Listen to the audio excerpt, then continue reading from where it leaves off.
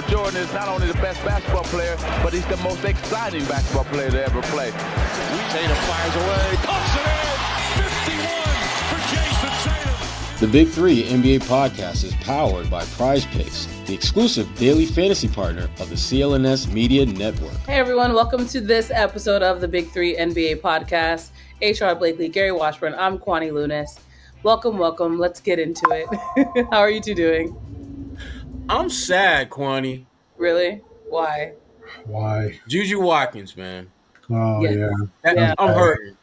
That was bad. One, because she's a hell of a player. Mm-hmm. Two, she was going to get that chip this year. And three, I like watching Juju play. She's so damn good. Phenomenal. Damn good. Yeah, speedy recovery to her coming back from the ACL, and hopefully she'll be back next year and be able to do the things that she was able to do before, because she's a hell of a player. Yeah, that was a tough play.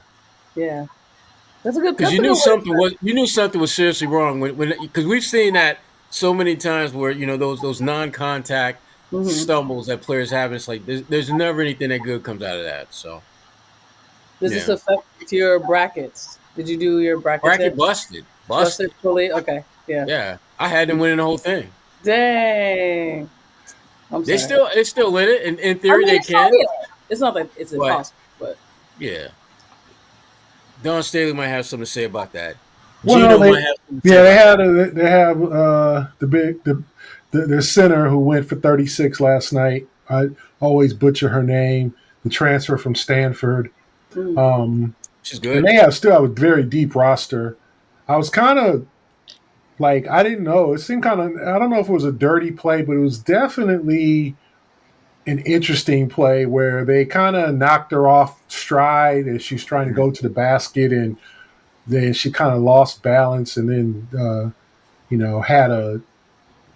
couldn't plant right, and, tore up her knee, tore the ACL. I was really rooting for her because she's a kind of the new, she's like the new athlete, right? She's in college, but she's making all this money. Like Caitlin Clark got the endorsements toward her senior year. Like Juju been doing this since she started at SC, and she's kind of the prototype of how you want everything to work out, making all these millions. Hopefully she'll stay in school long. No glitches, nobody's coming at her. There's no controversy around her like there maybe was with Angel Reese and things like that. She's just hooping. Yeah, she's a baller. She has her very unique, distinct look with the bun. I'm sure she's going to make money off that. Reminds me of the hair commercial, the shampoo commercial with Troy Polamalu and that's a good one. He got some great hair, by the way. Patrick Mahomes, right? Like that kind of thing where you just happen to make money off something that's kind of natural. So it was very sad, and you don't like to see those types of injuries. And hopefully, she'll be back this time, maybe earlier this time, so maybe she can help them in the tournament next year. But yeah, I was watching the game live, so I was really, like Sherrod said, a very unfortunate injury. Yeah. So, yeah. Well, unfortunately, we're going to talk about more injuries because for the Celtics, of course, Jayson Tatum left the game against Sacramento with a left ankle sprain. He finished with 25.7 rebounds, 8 assists. But he's also suffered a left ankle sprain in the past.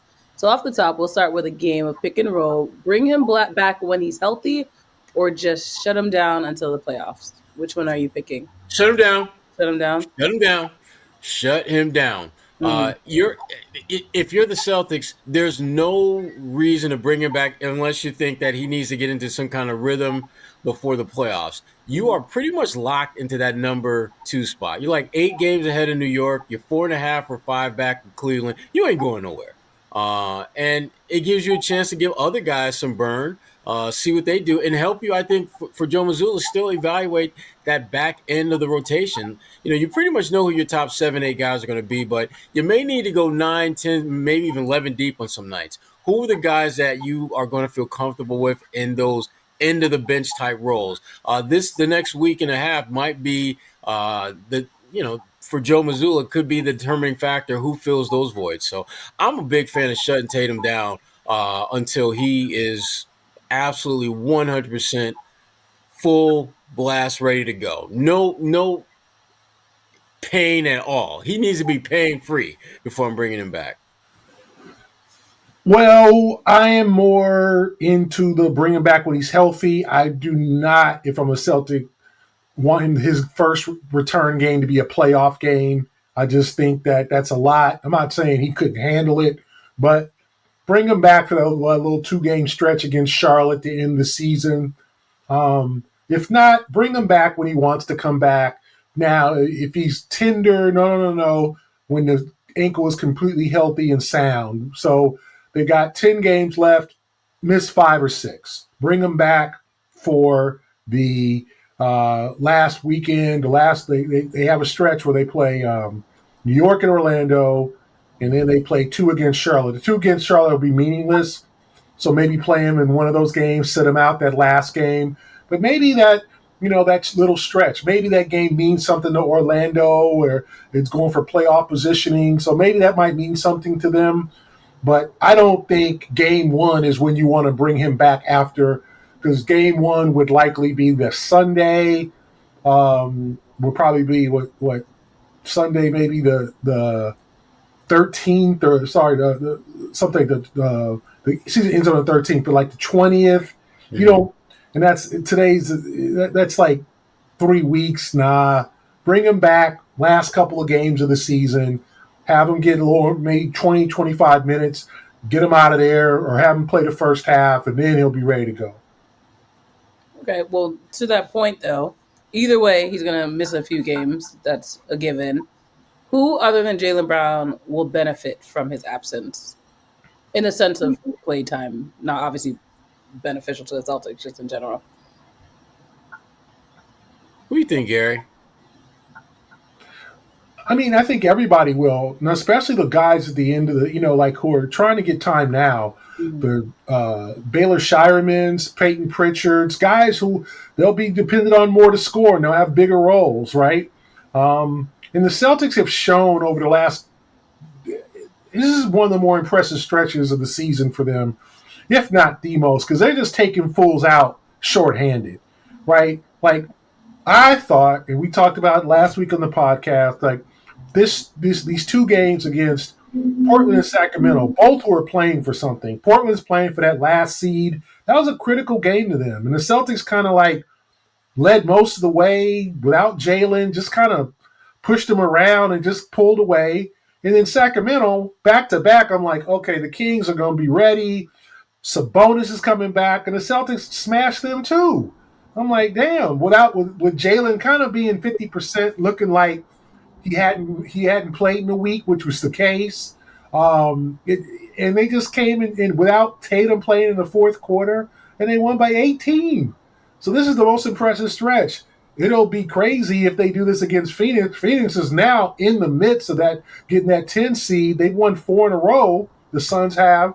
So to me, I think the entire rest of the roster, Jaylen benefits, like Kwani said, but also Scheierman, Hauser, Luke Cornett. Everybody gets extra minutes. Peyton gets a chance to score. Derek White. Everybody plays a different role and can put the ball in the hoop. So if you can win games without Jayson, which they've proven they can, I think it benefits everybody, because right now you're trying to figure out who's playing certain minutes, who you can trust. I think we still don't know about Keita.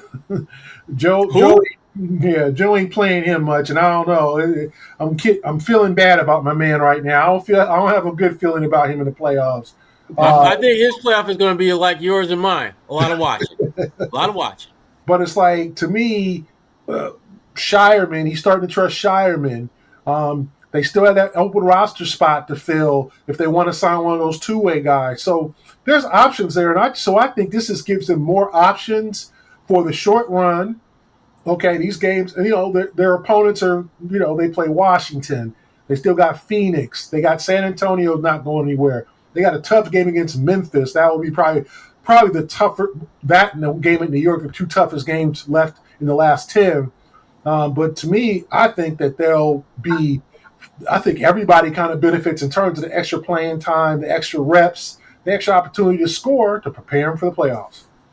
Well, I'm going to go with Derek White because I think Derek White, he's been the one guy that whenever one of the Jays is out, there's a little bit more pressure, a little more focus on him to get the job done. And Derek, to his credit, more nights than not, he rises to the challenge. I think that's the guy that we're going to see a little bit more of an impact statistically on the Celtics. Because Derek, night in, night out, even if the numbers don't suggest it, he is a difference maker for the Celtics when he's on the floor. But when one of the Jays is not in the mix, Derek tends to give you the numbers. That three ball starts, that rim gets a little bit bigger. When those guys are out, his usage rate goes up a significant amount. He becomes the ideal fill in the void as that number 2 scorer, and some nights the number 1 scorer. So he's the guy that I think is going to benefit the most. Now, the guy who I think should get that I'm looking forward to seeing what they do in basically a more prominent role is Baylor Scheierman. I think he's the guy that is, when they started giving him some burn, they were just like, yeah, just give him some reps. But he's showing that he can be more than just a guy that can give you some reps. He's starting, I think, slowly but surely gain the trust of, Mazzulla. And I think he could be a guy that falls into that X factor / wild card dynamic. If Tatum or Brown is having one of those games where they pick up a couple early fouls, I don't think anyone should be surprised if they think, well, maybe we can go with Baylor for a couple minutes to get us to the half or get us through this quarter. If those guys have to sit out because of foul trouble. And the thing that he's showing more and more of is confidence. I think that's his shot is starting to fall a little bit, and that in itself breeds confidence. But the thing that I'm noticing more and more about him is just the comfort level that he has out there with his own game, and the comfort level that Tatum and Jaylen are having with him being on the floor.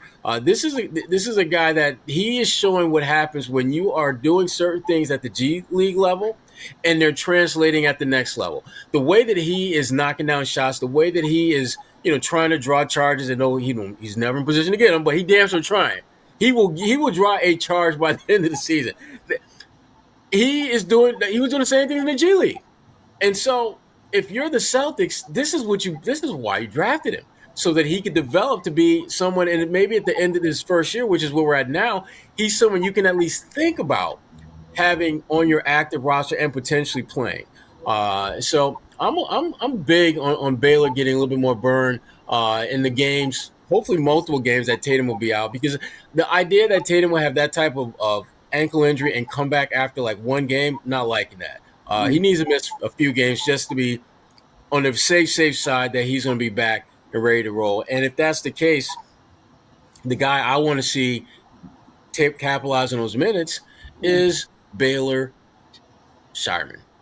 So, Gary, is anyone that you want to see get more minutes? Sorry, I don't know. You're good. Okay. My man Nemius Queta. Play Queta. I know who. Who? Okay, with y'all. Nemius Queta. Let's play Queta. I don't know what's happened. I don't know what he's doing wrong. And I know Luke's playing well. It's not a situation where, it's something wrong with Luke. Luke's doing well. Right. But, you got to give my man some burn. They're playing games now. They're playing J.D. Davison. They're playing everybody. All of them. Everybody. Not everybody. Everybody. Tatum, Brown, and them. And you all know if it's Jaylen Brown, if it's them, it's everybody. Right? And them. Yeah, and them. And you see Kate on the bench clapping. I'm like, damn, they playing all of them. And them. They playing Nick Sang. They playing the trainers. They playing Tony Dobbins. They playing everybody. Deuce and Ian are in the game. Deuce getting minutes. Deuce had 10 points last night. Ian's in the post. Deuce was dropping threes. Deuce is doing a three. Literally. And there's Kata clapping for him. Like, what's going on with my man? Team player. Yeah. So I would want to see Katie get some more burn. I also want to see more from J.D. Davison. Let's see what this kid has. Yeah. We all know he's probably not going to get signed to an NBA deal. This might be his last little hurrah with the Celtics because he's going to be a free agent this summer. So let's see what he has. I want to see him get some more minutes. Mm-hmm. He's paid his dues. I want to see a little bit more J.D. Davidson in these games, especially those 2 Charlotte games, maybe against the Wizards. You know, they got some, as my friend Jan Shaughnessy says, some tomato cans coming up on the schedule. Yeah. So let's see him against how he fares against the tomato cans. That's a good one. Oh God, the tomato cans reference. Damn, G, that's oh man, we ain't even gonna go where era that's from. Yeah, you don't want to be a tomato can, young kids. Don't. No. If someone calls you a tomato can, It ain't a compliment. That's yeah. I remember years ago, way before your time, Kwani, when I covered preps, and our older prep writer was covering this athlete. He had a big boof of curly hair, and they called him Screech. And Eric was like, "What does that mean? Is that a good name? You know, Screech from Saved by the Bell." Yeah. And I was like, "No, Eric, that's not a compliment to be called Screech." And he thought it was a compliment. And I had to tell him, like, yeah, if the kids are calling him Screech, I don't think he wants that in the paper. But yeah, if you're a tomato can, that's not a good thing. Kids, don't grow up to be a tomato can. The profound words from Gary Washburn. Kwani, you was thinking the same thing. I don't know why you laughing. Don't be a tomato can. But we look at the remaining schedule.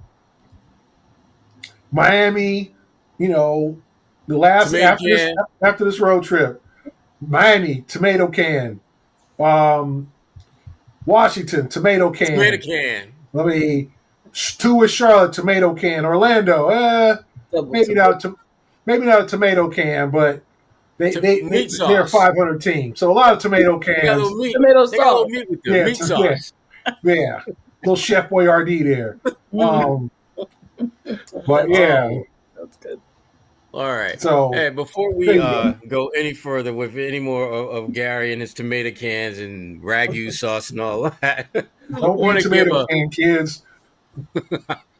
Give a shout out to our good friends at PrizePicks. Listen, springtime is here and baseball season is underway. Don't miss your chance to add your favorite players from the diamond in your PrizePicks lineup. Whether it's strikeouts, RBIs, or first inning runs, take your pick of more or less for your shot to win up to 1,000 times your cash today. With over 10 million members and billions of dollars in awarded winnings, PrizePicks has made daily fantasy sports accessible to all. We just pick more or less on at least 2 players for a shot to win up to 1,000 times your cash. Run your game all season long on PrizePicks, America's #1 daily fantasy sports app. It is the best place to win cash while watching your favorite players. And they also offer weekly promotions such as Taco Tuesday, where you get discounts on select player projections up to 25%. And you got Flex Play, which means you can still cash out if your lineup isn't perfect. You can double your money even if one of your picks doesn't hit. And if you want in, here's what you got to do. You got to download the app today and use code CLNS to get $50 instantly after you play your first $5 lineup. Again, download the app today and use code CLNS to get $50 instantly after you play your first $5 lineup. PrizePicks, run your game.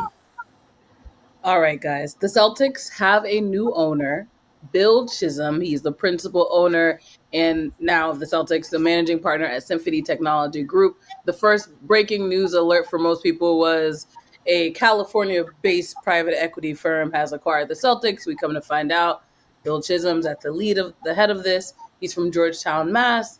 Ends up purchasing the Celtics for a record $6.1 billion. And then That's a lot of tomato cans. That's a few bucks, just on light. In the stipulation, he says that Whit Grossbeck will actually stay in his governor position for 3 years, kind of do a transfer of power situation, I presume. But overall, what did you two think about the fact that the Celtics did get sold for a record amount of money at this point? But what do you think that sale means for the state of the league? Well, thing that I was most concerned with, and I think a lot of Celtics fans and folks who follow this team were concerned with, was the kind of owners that they would have. Would this new ownership group have some type of direct tie-in with the Celtics or with the state of Massachusetts or New England? And it was really, when, as you alluded to, Kwani, when we first got word that, I thought it was Steph Curry. You think like, damn. Derek White gonna get traded. Jaylen Brown gonna get traded. They trying to get paid. They trying to make money. They trying to And when you found out that he, his background is in New England, he, was raised here. He talks about, being a 7-year-old, which was the beginning of this love affair with the Boston Celtics. You're thinking like, okay, so he might let the crew stay together if they keep winning championships or at least stay in contention. And so that was really good to hear and refreshing to see. And it just, I think makes a lot of sense. If you were going to go from someone that wasn't named Steve Pagliuca, this is the type of owner that you would ideally want to have that shift in power to. Although I still feel bad for Pags because I know he wanted this bad.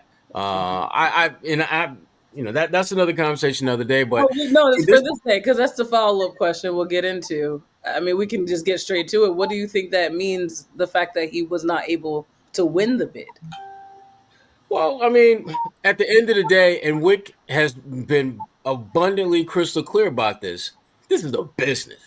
And what he did was he made a business decision. And in his mind, the best business decision was to go with Chisholm. And the fact that you got more money for the team than any professional franchise ever, you can't be mad about that. You just can't be mad about that. So I get it. But just from a personal standpoint, just knowing how much Pags loves this franchise and how, even in his role as one of the owners, you kind of like to see that torch pass along. But again, if I look at this thing from the perspective, if I were Wick, what would I do? And a chance to sell this team for more than any team has ever been sold for? Hell yeah, I'm gonna do that. And I'm sure his dad is happy too. I don't care how much money Gary Washburn had ready to pay for the team. I'm going to sell it to that dude for $6.1 billion. Right, especially because the initial reports was because it was in relation to financial planning within their family. So I imagine that everyone hopefully is at ease now that they've gotten their money's worth and more, of course. Oh, everybody feeling good now. Right. Everybody feeling real good. Except Pags. Right. Yeah, I feel bad for Pags. Yeah. I feel bad for Pags. He's a Celtic through and through. He loves the organization. I hope – I think it's probably unavoidable, but to cause any dissension between him and Wick in terms of their relationship, they've kind of been a package deal. Wick's been the face, but Pags has kind of always been the right-hand man. And it appeared through his statement that he released that he prepared a comparable package to Chisholm and had the money and all that. So who's the,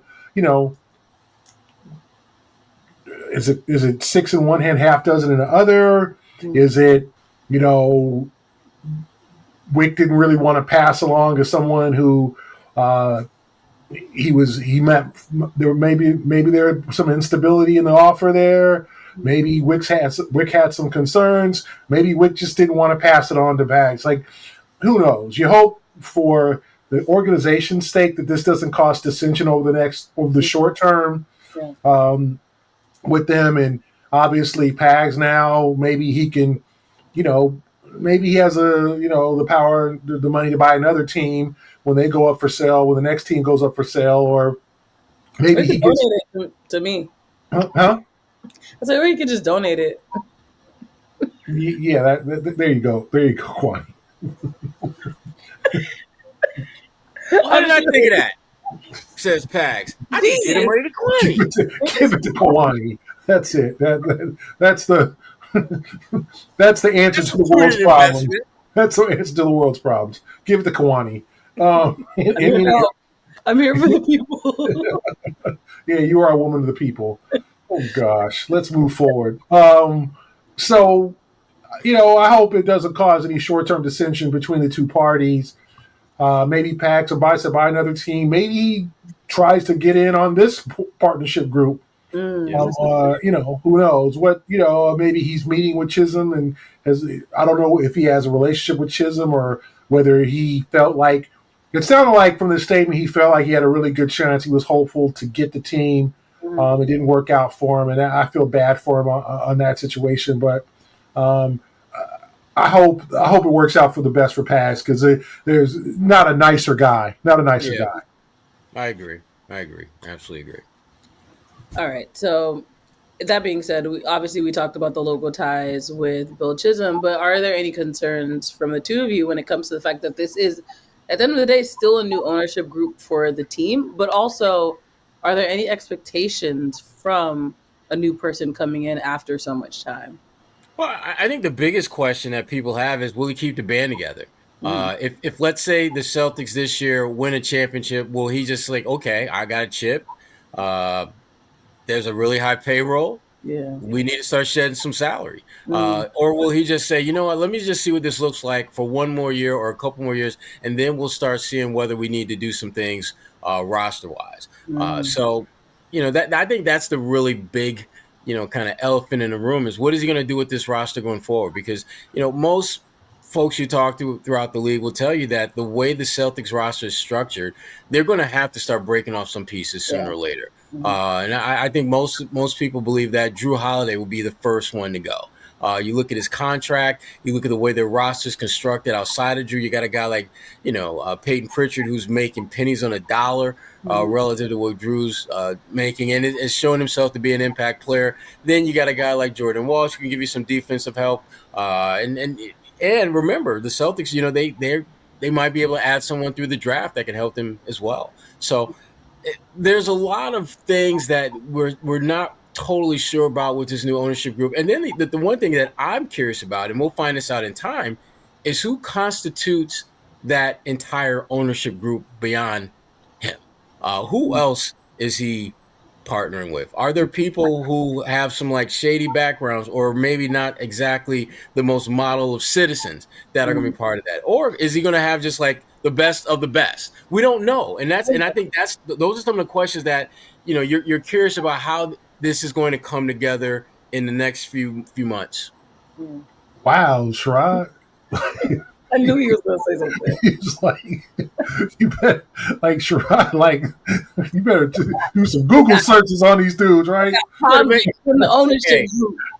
Because, Gary, you know as well as I do, if there's somebody that's got a little bit of shade on them, and your team at the Globe are going to be all over it. And it's going to make your days longer. I'm thinking about you, Gary. Thank you. I'm trying to make sure your job doesn't get harder than it is. Late night. Appreciate you. The paper. I think obviously the number one the number one issue on the board for the new owner is, okay, what are we going to do with this roster going forward? Are we going to pay?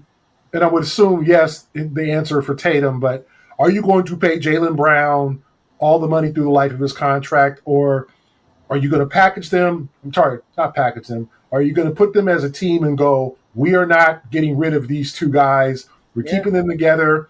Everybody else, we're going to have to situate. Like the rest of y'all got to figure out. Yeah, y'all got to figure something out. Like, come back on a discount. Come back on a, some type of deal.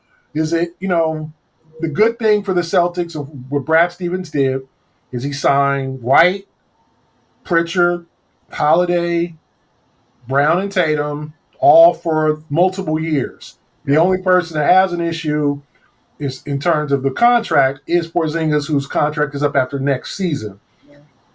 So if Porzingis says, hey, I want to come back, does he come back at the $35 million a year, which now in today's NBA economics is not a crazy, crazy price, right? Which is crazy to me. Yeah, that's not a crazy price anymore. If he signs a 2-year, $70 million extension to stay, that's not insane, okay? Not like it was even 5 years ago. Yeah. Because now there's going to be dudes signing 2 and 130 and all that, 2 and 140, and somebody's going to be making $70 million soon. I think Steph I think is still the highest paid per year, but somebody's going to be making 63 and 65. So the fact if you bring Porzingis back at 2 and 65 or 2 and 70, he giving you the hometown discount. Yeah, the hometown discount. That might be what crazy part. That's the crazy part. That's what the Celtics are going to have to sell. Yeah. What is Al Horford going to do this summer? He's a free agent. Does he say, "I'll come back at the same $10 million, just bring me back one more year. I'm good"? Like, there's all these little issues. You know, Jrue Holiday has a $37 million player option in 2 years. Is he going to pick that up? He'll be, I think, 37 or 38. If I'm him, I pick that up. He's not pick it up for him if he can't pick it up. He's not getting that. He's not getting that in the open market. Yeah, I pick it up. You know, we all pick it up. Cool. 1, 2, 3. Let's go. Like Jrue, you dropped something. I'll pick it up for you. Let me help you get this over the street. He picked up that 37 large. Give me that 37 large. Knees into it, Drew. Let's go. We got this, Drew. Come on, let's go. 1, 2, 3. Let's go. You know, but there's little issues there. Yeah, 27-28. Jrue has a $37 million player option. The good news for the Celtics is that Brown, Tatum, Holiday, and White are all signed for another 2 years at least, right? And Brown and Tatum obviously for 2 more years after that. So through the 28-29 season, Derek White has a $34 million option in 28-29. We'll see he probably doesn't pick that up. Out. Yeah, he probably opts out after the 27-28. So if you're looking at the Celtics, the only issue is Horford. Cornette, I think, is gone because Cornette's going to make some money on the market. I don't think you're going to be able to afford Luke Cornette making $2.8 million. That's a bargain. Do you realize what you just said? I know what I just said. I know, yeah. He makes $2.8 million. He's not coming back at $2.8 million. No, absolutely. You may not be able to afford Luke Cornette. As nice of a guy as he is, Luke ain't coming back at 2.8, where he could probably make $10 million in the open market. Yeah. So you're looking at the only issue really is Porzingis, who's up after next season.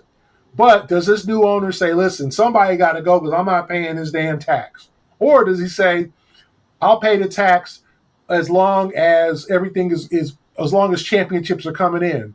Mm-hmm. And they have to kind of discontinue it at least for 1 year. You can't be in the tax for like the double second April for 3-4 years in a row because they're going to start freezing your draft picks. Mm-hmm. Right? So to me, it's going to be a tough issue. The issue that people aren't talking about that I've brought up in what I've written is that I would guarantee Chisholm wants to build a new basketball arena for the Celtics in Boston.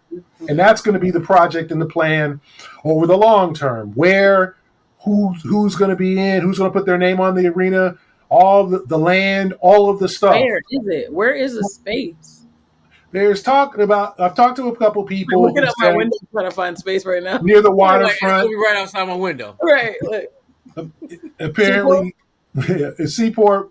Apparently, there's some land. There's some vacant land, a huge lot that the post office actually owns that could be used for a new arena. There's ideas because I don't know if you want to build an arena in the suburbs, if you want to build an arena near Encore, or you want it to be a Boston arena. Boston. You want it to be accessible for the train, obviously, things like that. All those are ideas that are way over our heads, but they're going to figure it out.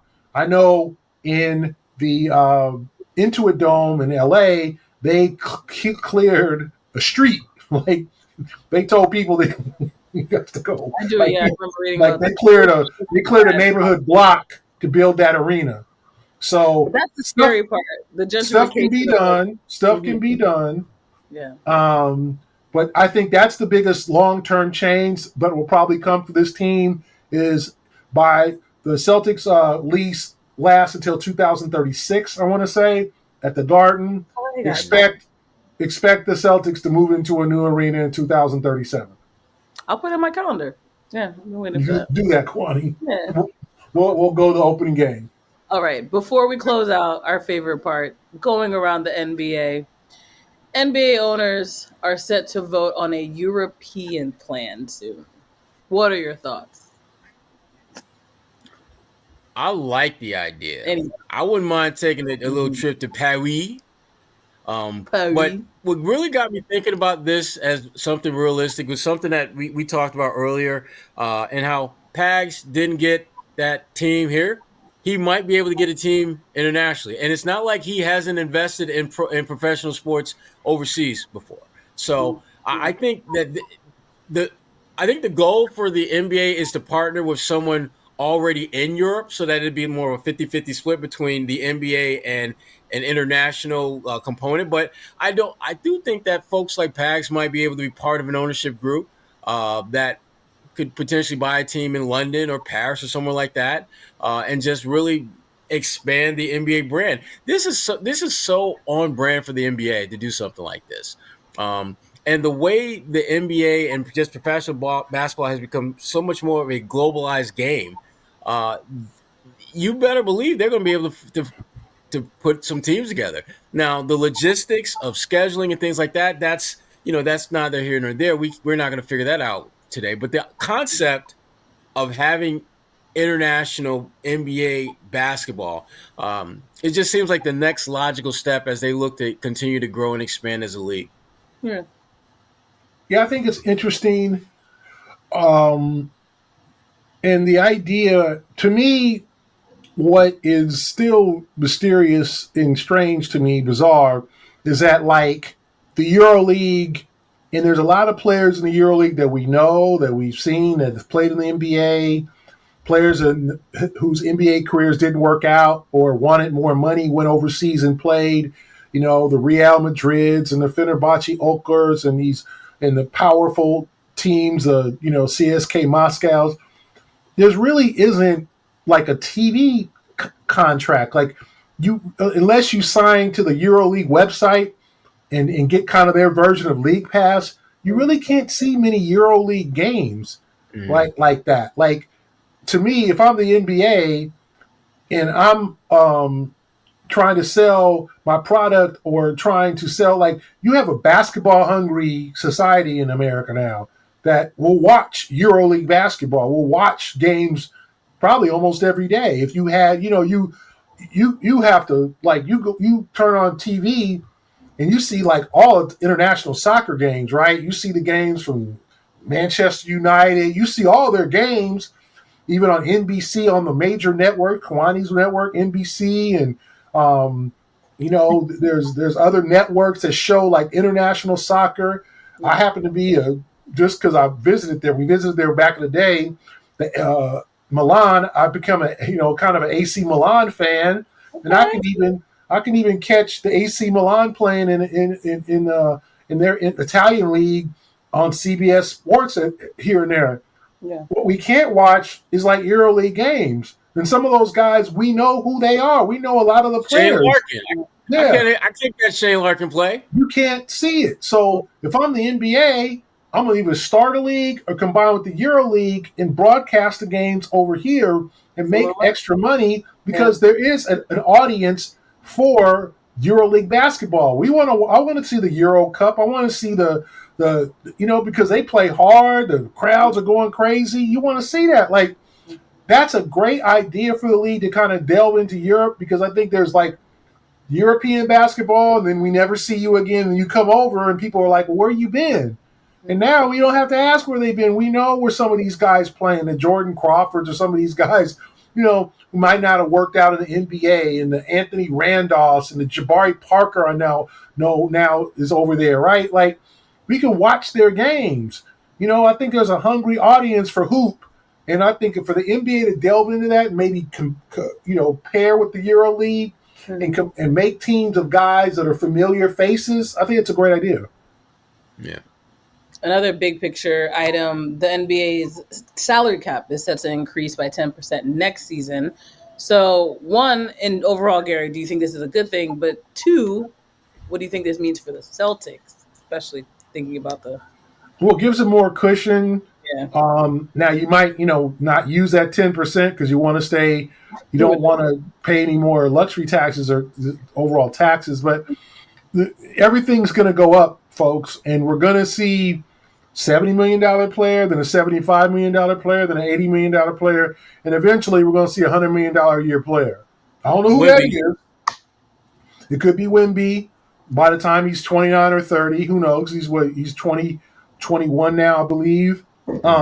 So yeah, the next 7 or 8 years, we're going to see the first $100 million a year player, and everything is going up, and this is unfortunately with the new CBA, and which adversely affected the Celtics, is the owners who spend the most money are going to get taxed the most, and so you have more of a revenue sharing.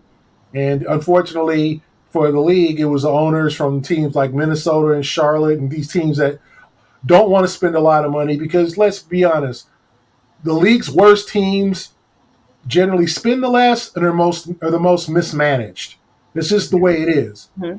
It's not like Charlotte has been, efficiently managed over the years. They've been terribly managed. They've had bad draft picks. They've had injuries. They've had bad luck, but they've also it's been a train wreck in terms of their management.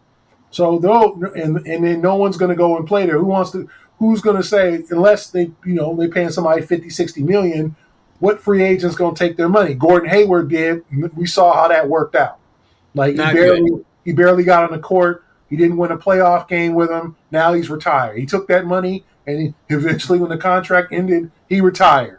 So, it's sad for the Celtics, and I empathize with some of the richer owners, not to say that they need my empathy, but what did you say? Yeah, I feel bad for them. I feel bad for Wick. I feel bad for the rich people. I feel bad for Chisholm. Right. Because you can't pour your money into your team because you're going to be penalized for it. And then there's teams that are, going to spend the minimum or going to take on bad contracts, not going to run themselves well, not going to draft well, not going to sign the wrong free agents and all that. And they're going to keep chugging along and never be in anybody's apron because they don't want to be, because they don't want to invest the money. So that's the unfortunate part of the salary cap increase, because, hopefully the players make the money off of it. But for the Celtics, I don't think it means much because they're already spending enough money. This is where my intrusive thoughts win. Should the NBA consider a promotion relegation structure like European soccer, where the worst teams would be demoted to the G League or something? Flushed down the toilet. Incentive. You can just coast. You can be like Charlotte and mismanage and coast and not be good ever. But what does the league gain from that? Also, the problem with something like that is that in order for that to come to fruition, that means you're going to have to put a team in a place that is deemed bad. That means you're going to have to put them – that means you are accepting the fact that we've got a less than equal space and place for you. We got our own JV division for you. And the NBA, they're not trying to do that. That's messy. That's too messy. Because think about it. If let's say you're Washington, the nation's capital, and they got you playing the G League. They play, and then they bump up the Capital City Go-Go to the NBA. Exactly. And all the G Leaguers are playing.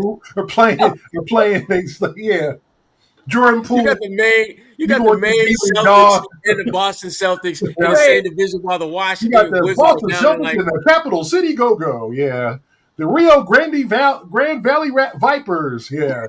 Exactly. It sounds like a nice idea, but unfortunately, there's just too many teams at this point. And there's some teams that have had bad luck, but there's also teams that have been completely mismanaged and will not ever win. And you got teams like the Celtics and the Warriors who will put their money where their mouth is and be successful, but then people are like, we don't want dynasties. We don't want a team like the Warriors winning 3 titles in 4 years anymore. We don't want that. And that's what actually they do, though. They do. That's what happened with the CBA, and that's why we are where we are in terms of the salary cap, the second apron, all these new rules, all these limitations. But they do want dynasties, though, because dynasties develop villains. And we love villains because when you establish yourself as a villain, that means someone is going to be like the hero to save the day. Yeah. Yeah. So People will hate watch just for the hell of it too. exactly. All right. Well, that's all for this week's episode. I guess Gary decided to leave early. He has been relegated to his. Absolutely, yeah. We did relegate to the Washington Go-Go's. Hold up. No, that's not true. I ain't going to Capital City. See, this is what happened. When you tell them that they no longer with the big boys Now and they they wanna play JV, well. they got something to say. Hey, I'm not with the JV no more. No, I'm back. Here we go. Here we go. I ain't getting All right. demoted. back. You ain't firing me on my day off. Well, it's on the rundown to talk about the Bulls, but I didn't really feel like talking about the story Bulls. just broke, Y'all wanna Kwani, talk- that Damon Lillard is out indefinitely with blood clot in his calf. So, yeah, and that's a prayers up. I was saying this on a group chat. I don't like the thing, and that's your generation, Kwani. Stop doing prayers up for sprained ankles, for sprains, for I'm just against prayers and thoughts not on for line in when general. it's injuries. At the end of the day, Juju, prayers up for Juju. because y'all are not actually praying. No one's Don't actually pray. praying. Nobody They're prays. just saying You're right. Stop it with the prayers up for sprained ankles. They do, Kwani. Don't you see that emoji? No. Prayer. Also, that emoji is technically a high Prayers five. prayers up for a sprained wrist. Stop it, people. Stop prayers up for every NBA injury. It's your generation. Y'all prayers up to everything. Y'all do that. Like, you ain't praying for me. You don't care about my I had prayers up, Gary, when you disappeared, when you got demoted to JV. I had prayers up for you. Prayers up for Juju. That's legitimate. Prayers up for Damon Lillard. It's a very serious injury. No prayers for sprained ankles. No prayers for an injury. The guy's going to be out 2 games. Stop it, folks. Stop it. Knee soreness. No prayers up for knee soreness. Prayers up for Al Horford and load management. Prayers up for Al Horford and that sprained big toe he's had for 2 years. Like, no, stop the prayers up for minor injuries. Please, folks. None of these for minor injuries. Year-long career-ending injury, career-threatening injuries, yes. ACLs, yes. Blood clots, yes. Like, stuff that's significant. Gary got a list. I'll submit the list later. These are approved Gary Washington. If the guy's going to miss 2 games, don't stop it with the prayers up. Please, folks. He's day-to-day. He good. Must be out at least 3 games in order to get a prayer from Gary Washington. That's what he's saying. At least 5 games for it to be a prayers up. He sprained his ankle. Look, I don't care how bad. I don't care how decapitated your hand is. If you are going to be back in 3 days, I got a prison. He sprained his ankle, but he's still at the club doing this. He be fine. He don't need no prayers. He don't need prayers. Okay, got it. He's still stepping in the name of love. Like, don't worry, he fine. Don't need to pray for him. Stop it. Quite the soapbox. That was an interesting. I don't even know how we got there. I mean, I know how we got there. Prayers up for Juju. Yes. Prayers up for Damian Lillard. But yes, he's out indefinitely. So hopefully he'll be back soon. They find the source of it. That's very serious. Yeah. True. Because, I mean, yeah, he's the second, significant player to have, blood clot issue. I mean, because Wemby, I think that's he had some shoulder, I think. So prayers up to Wemby. Prayers up to Al Horford load management. For a sprained big toe. Yeah, Kwani, when you go back to your generation meetings, when you go back to your folks, tell them, stop prayer. No more prayers up for minor injuries. Stop it. Stop it, folks. Stop it. Me and Sherrod don't do that. It's y'all 30-somethings, 20-somethings. Prayers up. No response. That being said, prayers up and the dude come back in the same game. Like, he went to the locker room. Prayers up. He back in the 3rd quarter. Hey, Gary, your prayers got answered. He back in the 3rd quarter and dropped 20 in the 4th. The victory. The Lord. Boom. Prayer is important. It is important. That being said, thank you for listening No, I know. I have no Kwani, words. take us out of here, Kwani. We appreciate the people that continue to stick with Prayers. this show through the ups and the downs, the injuries, the load management. And I hope that you share this episode with a friend. I hope you subscribed if you haven't already. I'm going to pray Let's on it, pray man. on it. Share this with someone. And we are praying that you continue to stick with us here on the Big Three NBA podcast. So until next week, for Sherrod Blakely and Gary Washburn, I'm Kwani Lunis. And thank you. Just thank you. Prayers up. Pray up. Pray up, y'all. Pray up.